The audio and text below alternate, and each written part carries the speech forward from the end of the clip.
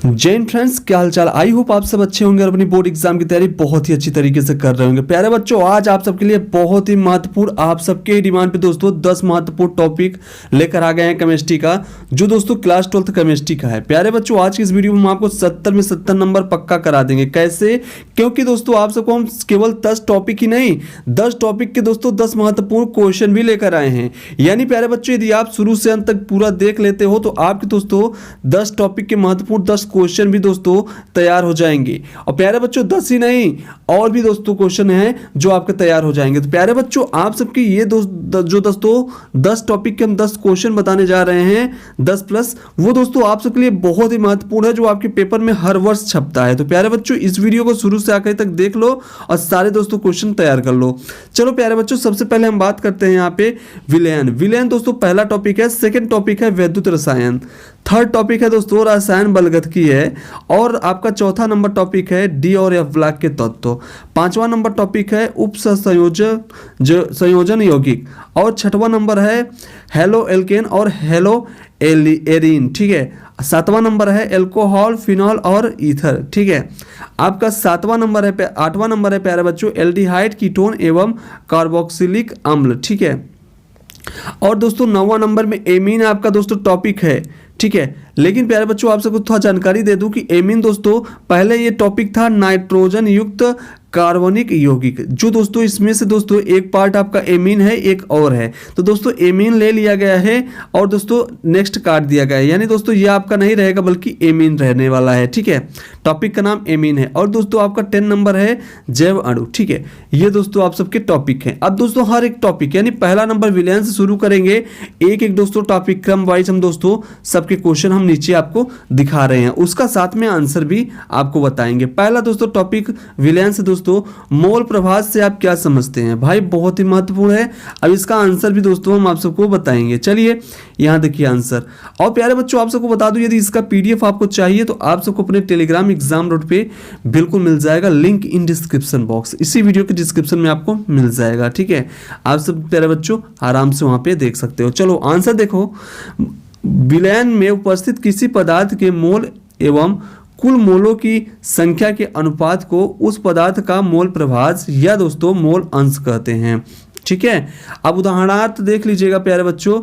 उदाहरणार्थ हम आपको बता दें, यहाँ पे देखिए आपका प्यारे बच्चों क्या हो जाएगा, विलयन का मोल प्रभाज बराबर विलयन के मोल यानी एन अपान का विलयन के मोल, जो कि एन आर प्लस एन है। ठीक है। ये दोस्तों प्यारे बच्चों देखो ये, ठीक है, यहाँ पे अपान रहेगा प्यारे बच्चों। ठीक है। ये आपका यानी मोल विलय के मोल अपान का विलय के मोल। ठीक है।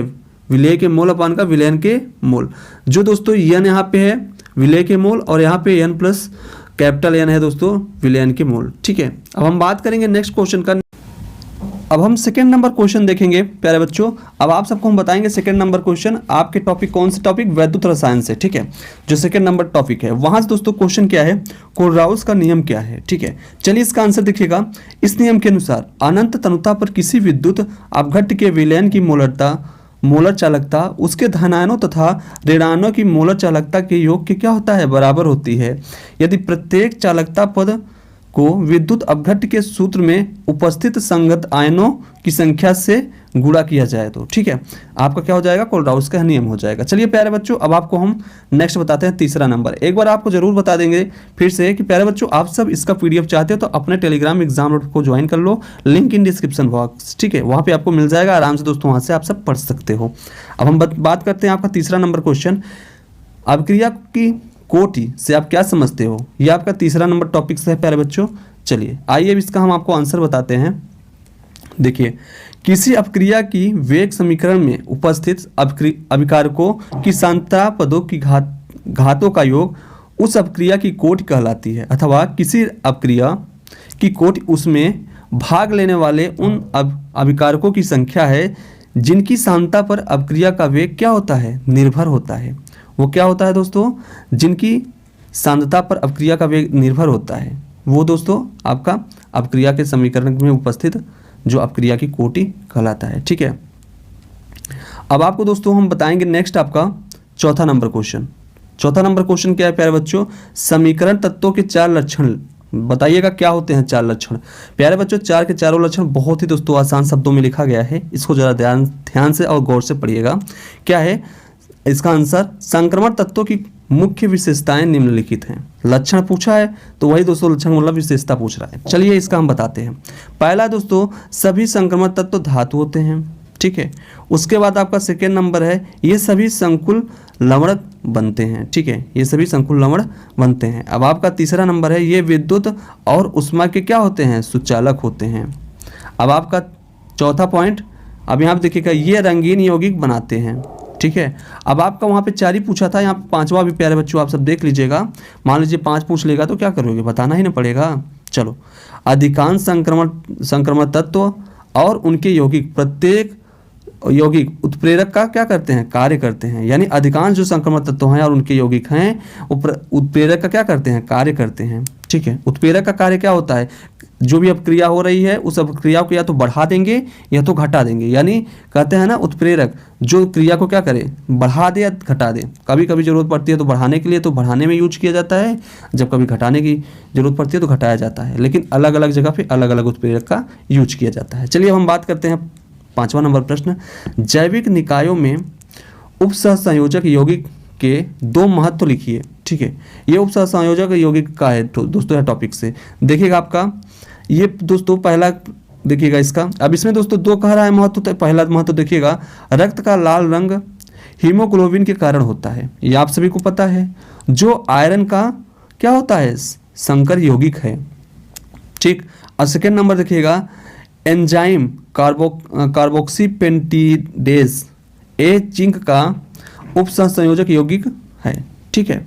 ये भी आप सब तैयार कर लीजिएगा। अब इसका दोस्तों 2 एक्स्ट्रा हम लिख दिए हैं जो कि आप सब आराम से देख सकते हो। आप सबके पास टाइम आराम से रहेगा, पीडीएफ इसका डाउनलोड करके पढ़ लीजिएगा, ठीक है।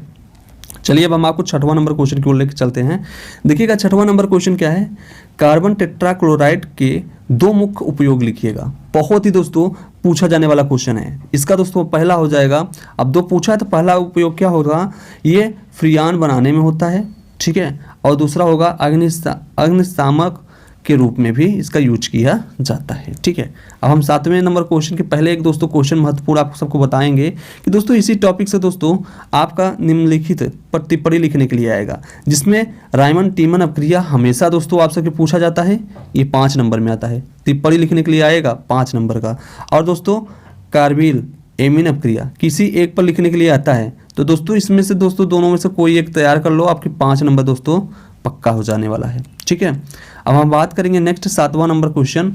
7वां नंबर क्वेश्चन कह रहा है आप मेथिल एल्कोहल और एथिल एल्कोहल में कैसा विभेद करेंगे? जरा बताइएगा कैसे विभेद करेंगे। केवल एक रासायनिक परीक्षण और अपक्रिया की समीकरण दीजिएगा, ठीक है। एक रासायनिक परीक्षण और एक अपक्रिया का दोस्तों क्या करना था? यहाँ पे एक अपक्रिया समीकरण भी देना है। तो चलिए आइए हम आपको इसको अच्छे से बताते हैं, ठीक है। देखिए मेथिल एल्कोहल और एथिल एल्कोहल में आयोडोफॉर्म परीक्षण द्वारा विभेद किया जा सकता है। किसके द्वारा? दोस्तों एल्कोहल में आयोडोफॉर्म परीक्षण द्वारा विभेद किया जा सकता है।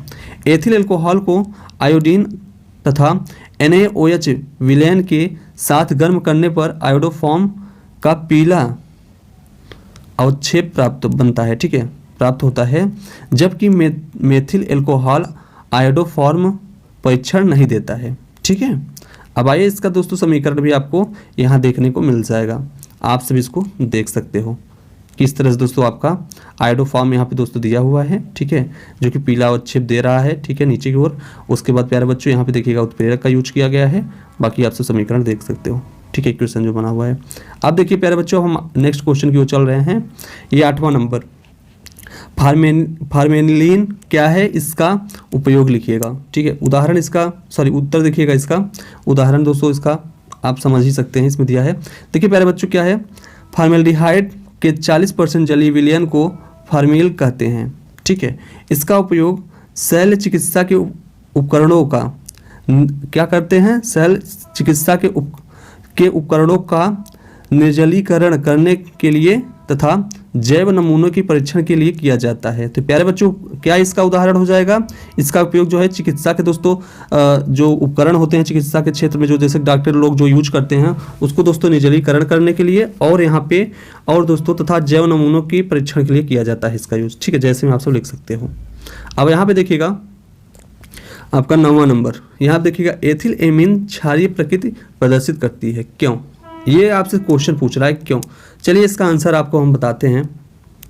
इसका आंसर देखिएगा प्यारे बच्चों, सबसे पहले आपको बता दूं जो एथिल एमीन है वह दोस्तों आपका मेथिल एमीन से भी ज़्यादा प्रबल क्षारीय होता है, ये आप सबको जानकारी होनी चाहिए। चलिए इसको देखते हैं। आंसर इसका देखिएगा, एथिल एमीन के एथिल समूह का +1 प्रभाव अधिक होता है तथा इसमें एकाकी इलेक्ट्रॉन युग्म देकर उपसहसंयोजी बंध बनाने की क्षमता अधिक होती है, अतः यह मेथिल एमीन से प्रबल क्षारीय है। ठीक है, जैसे कि देखिए प्यारे बच्चों, मैंने आपको बताया था कि मेथिल एमीन से क्या है, प्रबल क्षारीय होता है। अब हम बात करेंगे नेक्स्ट 10वां नंबर क्वेश्चन क्या है, प्रोटीन क्या है? भाई साहब बताइएगा प्रोटीन क्या है, इसके महत्वपूर्ण उपयोग बताइएगा क्या होता है प्रोटीन का। चलिए यहाँ देखिए उत्तर, ये उच्च अणुभार वाले इलेक्ट्रोजन युक्त, ठीक है, ये उच्च अणुभार वाले नाइट्रोजन युक्त जटिल कार्बनिक यौगिक होते हैं। ठीक है, प्रोटीन को किससे दिखाते हैं? अल्फा से। अल्फा एमिनो अम्लों के बहुलक होते हैं। ठीक है, प्रोटीन में अल्फा एमिनो अम्ल परस्पर क्या होते हैं? पेप्टाइन बंधों द्वारा जुड़े होते हैं। ठीक है, प्रोटीन के उपयोग 1, प्रोटीन का मुख्य कार्य शरीर की संरचना में क्या किया जाता है? भाग लेना होता है। ठीक है, ये आपको बिल्कुल याद रखना है। अब देखिएगा इसका फर्स्ट, ठीक है, भाग लेना होता है। अब देखिएगा, अब इसका प्यारे बच्चों सेकेंड है, शरीर में हुए टूट फूट की मरम्मत के लिए भी प्रोटीन का क्या किया जाता है?